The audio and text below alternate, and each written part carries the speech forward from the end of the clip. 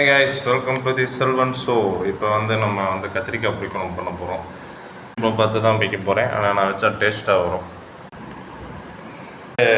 ஆனைக்கட்டி போயிட்டு அட்டைப்பாடி தாண்டி என்னது பாடவை எல்லாம் போய் வீடியோவில் எடுத்துருக்கிறேன்.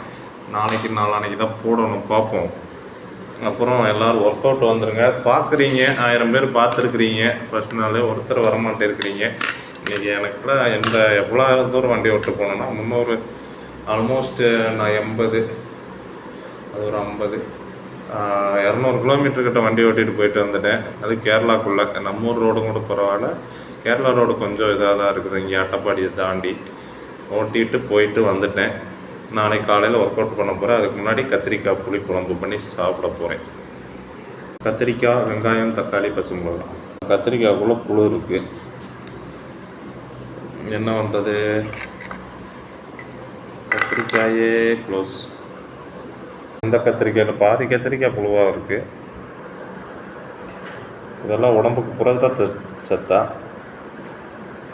பூண்டு, தக்காளி, கத்திரிக்காய், அப்புறம் புளி, கடுகு, சீரகம், வெந்தயம், சிறிது நல்லெண்ணெய், கடுகு, சீரகம், வெந்தயம் இனத்தும் எடுத்துக்கொள்ள வேண்டும். பின்பு தக்காளி, மிளகாய், கருவேப்பிலை சேர்த்துக்கொள்ள வேண்டும்.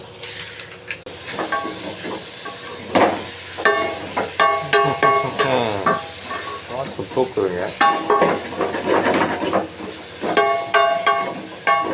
குழம்பு செஞ்சு சாப்பிட்டாச்சு வித்து தயிர். நான் எப்படின்னா இருந்துச்சு கத்திரிக்காய் புளி குழம்பு? சீரியஸாக சொல்லுங்கள், எப்படி இருந்துச்சு?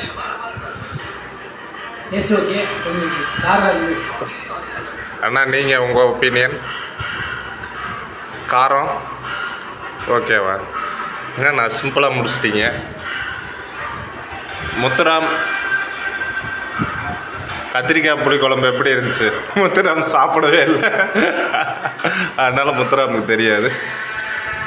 நாளைக்கு சட்டை போட்டுன்னு ஒழுங்காக 6 மணிக்கு எழுந்திரிச்சு எல்லோரும் ஒர்க் அவுட் பண்ண வந்துருக்கேன். வீடியோ குவாலிட்டி கொஞ்சம் அப்படி தான் இருக்கும். ஏன்னா வேறு ஆப்ஷனும் இல்லை உங்களுக்கு. வீடியோ பார்த்தா உங்களுக்கு பெனிஃபிட் இல்லை. வீடியோ பார்த்து ஒர்க் பண்ணால் தான், ஒர்க் அவுட் பண்ணால் தான் உங்களுக்கு பெனிஃபிட்.